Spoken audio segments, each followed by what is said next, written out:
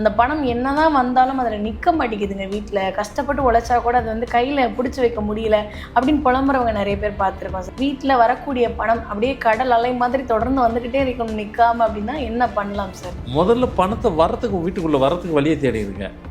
வந்ததுக்கப்புறம் கெட்டியமாக பிடிச்சிக்கிற மாதிரி பணத்தை அங்கே ரீட்டைன் தங்க வைக்கிறதுக்கு ஒரு வழி எல்லாமே செய்யணும். ஆனால் எல்லாமே வந்து பணங்கிறதுனாலே அது ஒரு லட்சுமி, அது கடவுள்.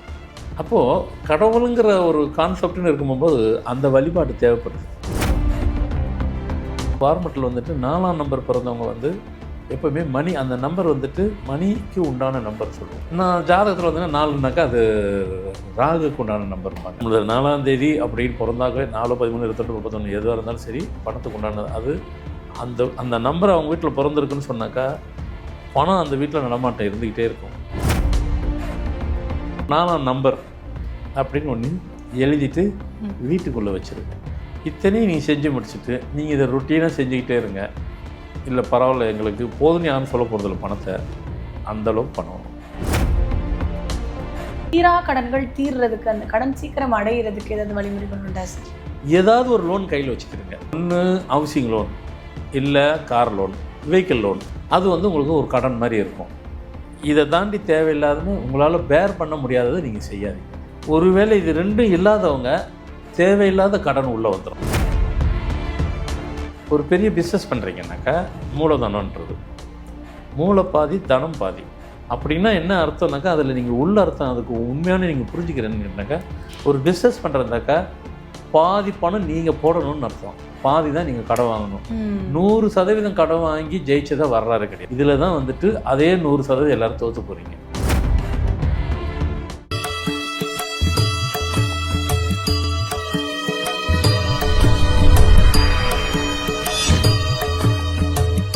ஃபார்மட் நியூமராலஜி நேயர்களுக்கு நர்மதாவின் அன்பான வணக்கம். நம்மளுடைய சேனலில் தொடர்ந்து பல்வேறு விதமான நியூமராலஜி சம்பந்தமான தகவல்கள் பார்த்துட்ருக்கோம். அந்த வகையில் இன்றைக்கி நம்ம பார்க்க போகிற இந்த ஒரு பதிவில் கடல் மாதிரி வற்றாத பணவரவு வந்துக்கிட்டே இருக்கிறதுக்கு என்ன மாதிரியான வழிமுறைகள் மேற்கொள்கிறது சிறப்பானதாக அமையும் அப்படின்றத பற்றின தெளிவான விளக்கம் கொடுக்கறதுக்காக நம்ம கூட இன்றைக்கி ஃபார்மட் நியூமராலஜியினுடைய தந்தை டாக்டர் மகா சந்திரசேகர் ராஜா அவர்கள் அணிஞ்சிருக்கிறாங்க. வணக்கம் சார். வணக்கம்மா.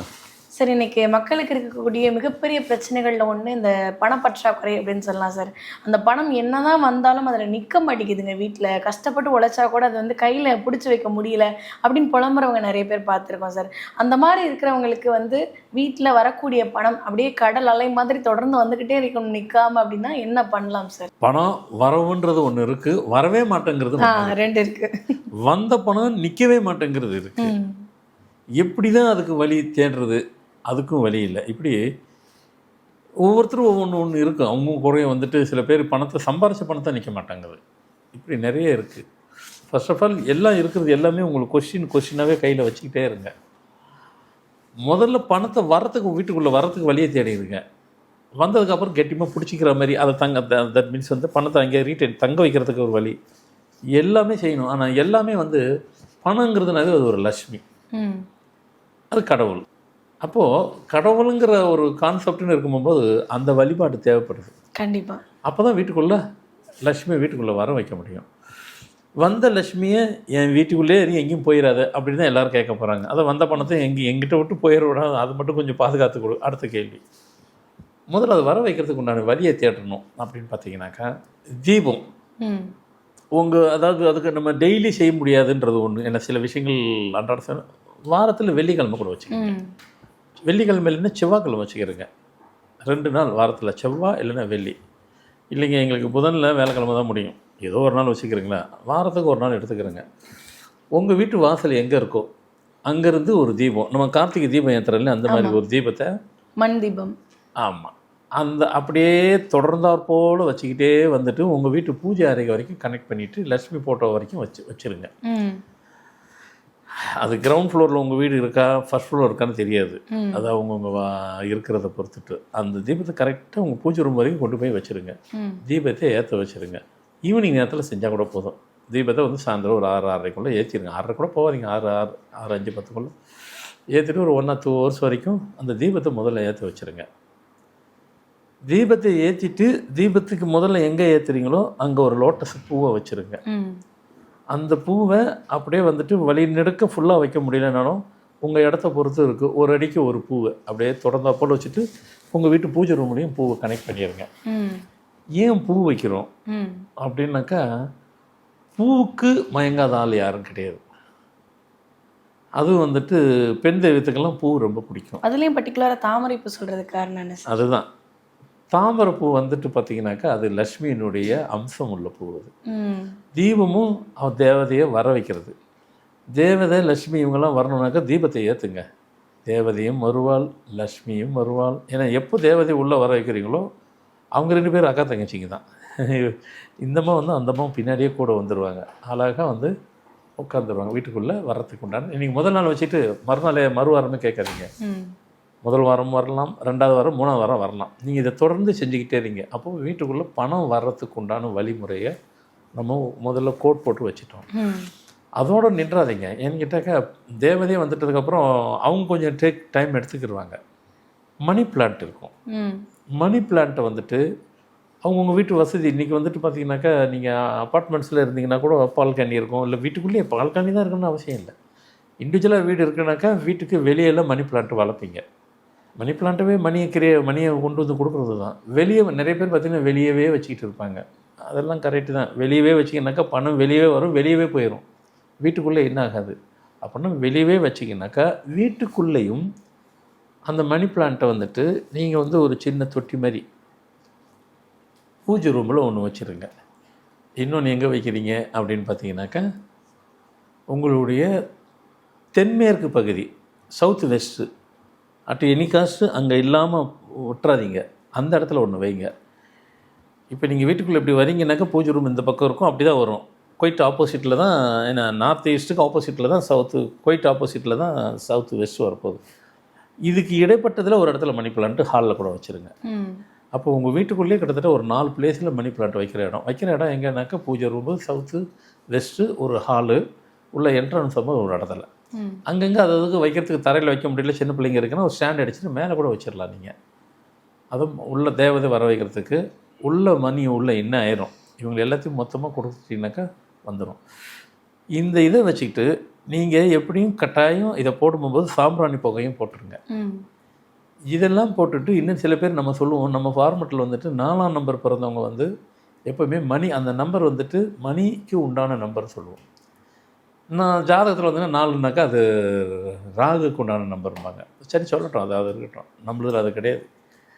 நம்மளது 4ஆம் தேதி அப்படின்னு பிறந்தாக்கவே 4, 13, 22, 31 எதுவாக இருந்தாலும் சரி பணத்துக்கு உண்டானது. அது அந்த நம்பர் அவங்க வீட்டில் பிறந்திருக்குன்னு சொன்னாக்கா பணம் அந்த வீட்டில் நடமாட்டம் இருந்துக்கிட்டே இருக்கும். ஒரு குழந்தை பிறந்திருக்குனாக்கா அந்த குழந்தை பிறந்ததுக்கப்புறம் தான் அந்த பேரண்ட்ஸுங்களுக்கு அந்த பணமே வந்துட்டு நிற்கும். லைஃப்லேயே வந்துட்டு பணம் மட்டும் இல்லை, லைஃப்பில் அவங்க அப்போ தான் செட்டில் ஆகிருப்பாங்க. இது பிரிவிசி பழைய இதுலேருந்து அவங்க செக் பண்ணி பார்த்தாலும் கரெக்டாக தான் இருக்கும். அதில் ஒன்றும் டவுட்டு கிடையாது.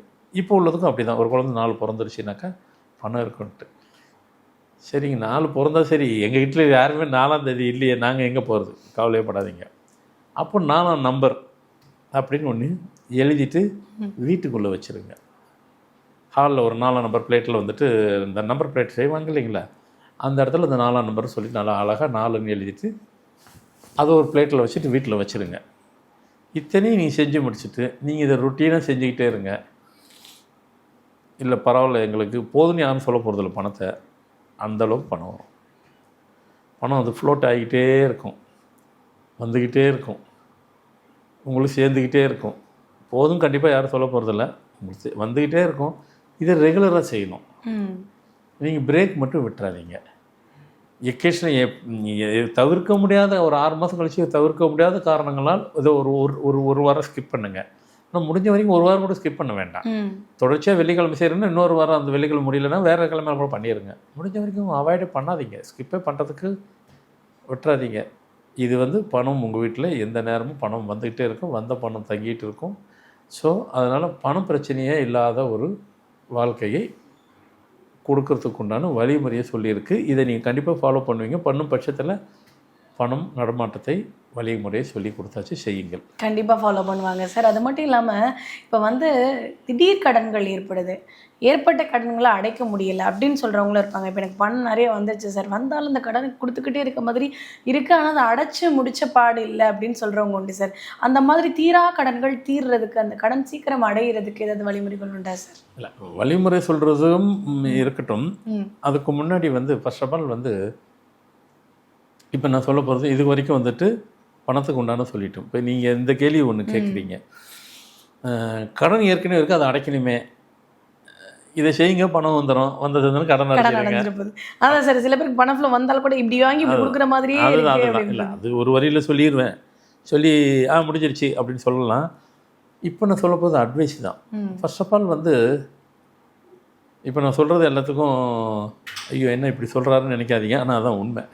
பெருமாளே அவருக்கு எவ்வளோ பணம் கொடுத்தாலும் பத்தாது, அவர் அப்பவும் அவளுக்கு அவருக்கு கடன் கட்டிக்கிட்டே தான் இருக்கணும்னு சொல்லுவாங்க. கடவுளுக்கு அது எதுக்காக சொல்லப்பட்டதோ அது ஆமாம், அவர் கட்டிக்கிட்டே இருக்கிறாரு. அப்போ கடவுளுக்கு அதை சொல்கிறாங்க, அப்போ மனுஷனுக்கும் அது இருக்கும் அப்படிங்கிறது. அதனால் நான் சொல்கிறத இது எல்லோரும் அதான் செய்கிறோம், அது இல்லைன்னா கூட அதை செஞ்சுக்கிறங்க, அதை தாண்டி செஞ்சிடாதீங்க. அப்படின்னா என்ன, ஏதாவது ஒரு லோன் கையில் வச்சுக்கிறங்க. ஒன்று ஹவுசிங் லோன், இல்லை கார் லோன், வெஹிக்கிள் லோன். அது உங்களுக்கு ஒரு கடன் மாதிரி இருக்கும். இதை தாண்டி தேவையில்லாதுன்னு உங்களால் பேர் பண்ண முடியாததை நீங்கள் செய்யாதீங்க. ஒருவேளை இது ரெண்டும் இல்லாதவங்க தேவையில்லாத கடன் உள்ளே வந்துடும். இந்த ரெண்டும் இல்லைனாக்கா தேவையில்லாத அன்னெசரியாக வேறு எதுக்குன்னா கடன் உள்ளே வந்துடும். அது கடன் இல்லை, அது கடல். அது சில பேர் கடன் வாங்கினா முடியும், அவங்க கடலே வாங்குகிற அளவுக்கு கடன் வாங்கியிருப்பாங்க. அது எங்கேருந்து முடியும்? உங்களால் பேர் பண்ண முடியுது பண்ணிக்கிங்க. இப்போ ஒரு வீடு வாங்குறீங்க, அது உங்களால் பேரபிள் தான். எவ்வளோ சம்பாதிக்க போகிறீங்க, 50,000 1 லட்சம் எவ்வளோ, அது பேர் பண்ணுறது 15,000 பண்ணிக்கிடலாம். நீங்கள் 50,000 வாங்கிட்டு 65,000க்கு மாதம் இஎம்ஐ கட்டுறேன்னு சொன்னீங்கன்னாக்கா அது தவறான வழியை நீங்களே தேடிக்கிறதுக்கு தான். என்னோட கடன் ஒன்று வச்சுக்கிறேங்க நானே சொல்கிறேன்.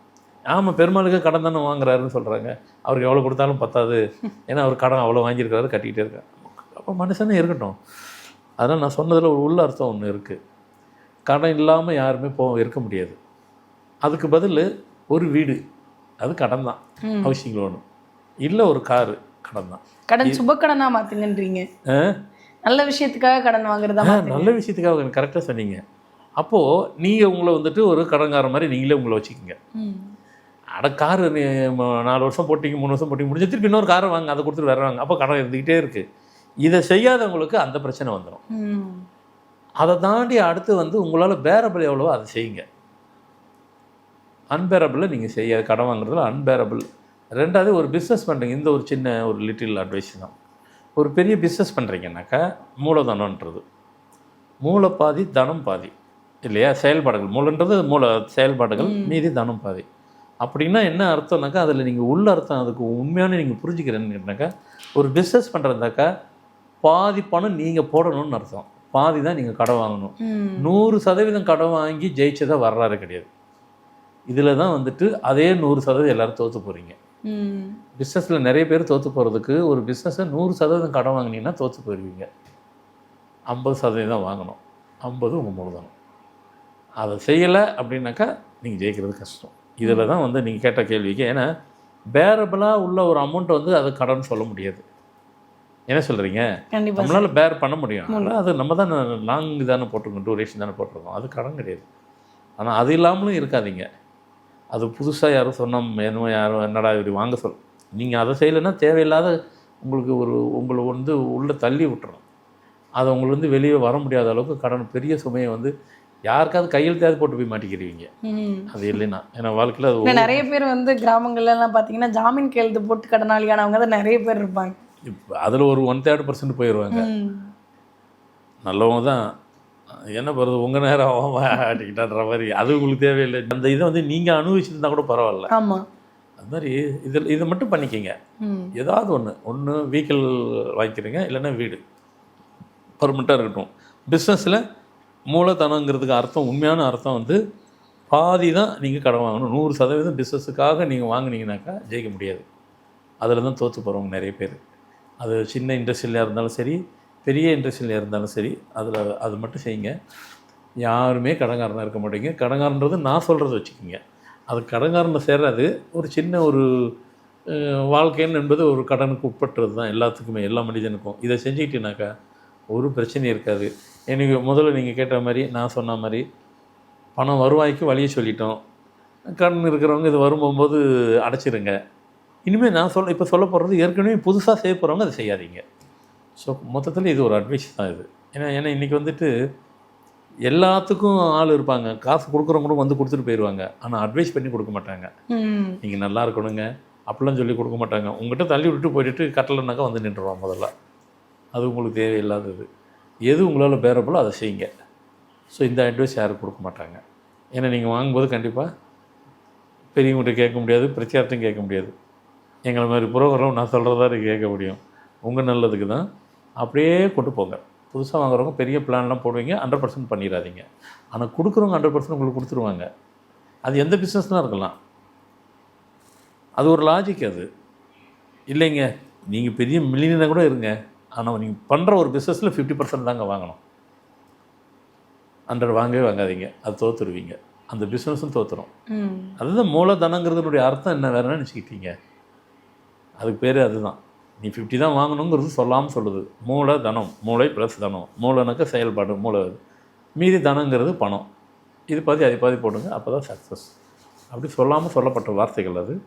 ஸோ கண்டிப்பாக இது எல்லாத்துக்கும் யூஸ்ஃபுல்லாக இருக்கும். செய்வாங்க, ஃபாலோ பண்ணுவாங்கன்னு நினைக்கிறேன். கண்டிப்பாக ஃபாலோ பண்ணுவாங்க சார். ஏன்னா வடிவமாக ஒரு வாழ்க்கை போகணும் அப்படின்னா ஒரு திருஷ்டி போட்டு வச்சு கண்ணுப்படாமல் இருக்கணுன்ற மாதிரி கடன் அப்படின்றத சுப கடனாக மாற்றுங்கன்னு சொல்லியிருக்கீங்க. பணவரவுகள் எப்படி வரணும், நம்ம கடன்களை எப்படி சுப கடனாக மாற்றணும் அப்படின்றதுக்கான எல்லா வழிமுறைகளையும் சொல்லியிருக்கீங்க. கண்டிப்பாக பார்த்துட்டு இருக்கக்கூடிய நேயர்களுக்கு ரொம்ப பயனுள்ளதாக இருக்கும் நம்புகிறோம். ரொம்ப நன்றி சார். வணக்கம்மா.